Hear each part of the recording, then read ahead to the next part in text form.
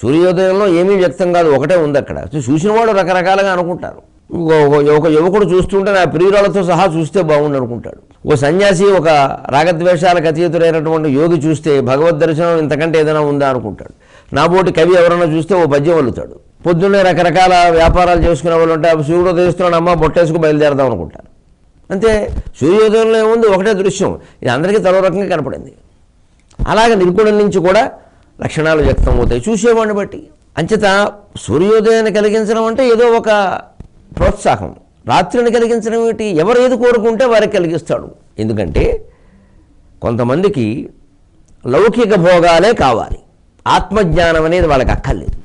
దేశంలో చాలామంది అలాగే ఉన్నారు. ప్రపంచం ఇంకా ఎన్ని భోగాలను అనుభవించగలం, ఈ భోగాలను ఇంకా బాగా ఎలా అనుభవించగలం, ఇతరుల కంటే మనమే ఎక్కువ ఎలా అనుభవించగలం, ఈ భోగాలను ఇంకా తక్కువ ఖర్చులో ఎలా అనుభవించగలం, ఈ భోగాలను ఇంకా అనుభూతి పెంచుకుంటూ ఎలా ఉండగలం, ఇలాగ ఆలోచిస్తారు.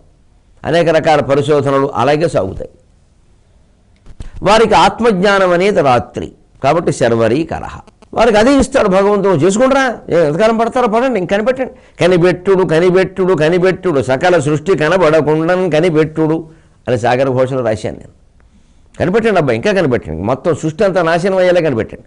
ఏనుగు నుంచి కోతిని పుట్టిస్తాం, కోతి నుంచి మనిషిని పుట్టిస్తాం, మనిషి నుంచి ఏమో చింపాంజీని పుట్టిస్తాం, చింపాంజీ నుంచి పెద్ద పుల్ని పుట్టిస్తాం, క్లోనింగ్లు చేస్తాం. చేయండి, మొత్తం సృష్టి అతలాకొతలం అయిపోయేలా చేయండి. విజ్ఞానం అంతా ఇందుకేగా, చివరికి అజ్ఞానంలో మునగడానికే కదా. అందుకని లౌకిక భోగాలు కోరుకునే వాళ్ళకి ఆత్మజ్ఞానాన్ని రాత్రిగా చేస్తే శర్వరీకరహ. ఆత్మజ్ఞానాన్ని కోరుకునేటువంటి మహాయోగులు కొంతమంది ఉంటారే, వారికి లౌకిక భోగాలన్నీ శర్వరీకరహ. అది శర్వరి. వాళ్ళు పట్టించుకోరు అసలు. ఏమిటి ఇవన్నీ వేరే తాపత్రయాలు, ఎందుకు పడుతున్నారు ఇవన్నీ, దీనికి అర్థం ఏమిటి అసలు? ఒక పెద్ద వివాహం జరుగుతుంది ఎక్కడైనా మీరు చూడండి, కొన్ని కోట్ల రూపాయలు ఖర్చు పెడుతున్నారు వీళ్ళ వివాహాలు. కొన్ని కోట్లే. ఎంతో సరుకు వృధా చేస్తారు. అవి ఏమి పట్టించుకోరు. ఏవో ఈవిడో పట్టు చీర కట్టుకుని ఆయన పట్టుపంచ కట్టేసి సూటు బూటు వేసి ఎవరి హడావిడిలో వారు ఉంటారు. ఏదో గొప్పలు అక్కడక్కడ మేము ఇలా చేసాం అలా చేసాం. 10 మంది ఈ మధ్యలో చాలా పెళ్ళిళ్ళు జరిగాయి కానండి, రెడ్డి గారు ఇలా మీరు చేసినట్టుగా ఎవరు చేయలేదంటే అందరూ అదే అంటున్నారండి. ఈ చిన్న అందరూ అంటున్నారనే ఒక భావన కోసం ఈ రెడ్డి గారు, చౌదరి గారు, శర్మ గారు వీరు ఎంత మాయకులు కానీ కోట్లు ఖర్చు పెట్టారండి. వీళ్ళంత వెర్రి సన్నాసులు ప్రపంచంలో ఉండరు. ఊరికే వాడెవడం అనే ఒక మాట కోసం ఇన్ని కోట్లు ఖర్చు పెట్టాలా? ఇందుకోసమే సంపాదించింది.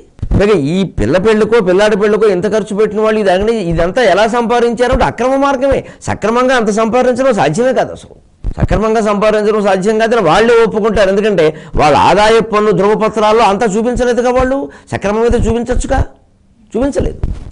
అదంతా నల్లధనం. దాన్ని ఇలా తెల్లధనం చేసేసారు. చివరికి ఆ పెళ్ళి ఏదో పెడాకుల కింద తయారైంది అనుకోండి, ఏడాది అయ్యేసరికి ఏమిటో ఎంత ఖర్చు పెట్టామమ్మా, అయిపోయింది. ఇదే శర్వరీకరహ. నువ్వు ఆ వైభవం అంతా వెలుగు అనుకున్నావు, ఇది ఆత్మజ్ఞానం అనేది చీకటి అనుకున్నావు. భగవంతుడు అప్పుడు అలాగే కానీ అన్నాడు. ఇప్పుడు జ్ఞానం తెలిసి వచ్చాక అనవసరంగా ఖర్చు పెట్టాము. ముందు అసలు వాళ్ళ అనుబంధాలు ఎలా బాగుంటాయో అలా శిక్షణ ఇవ్వకుండా పిల్లలకి ఆ మాటలు చెప్పకుండా డబ్బులు ఖర్చు పెడితే ఉపయోగం ఏమిటి?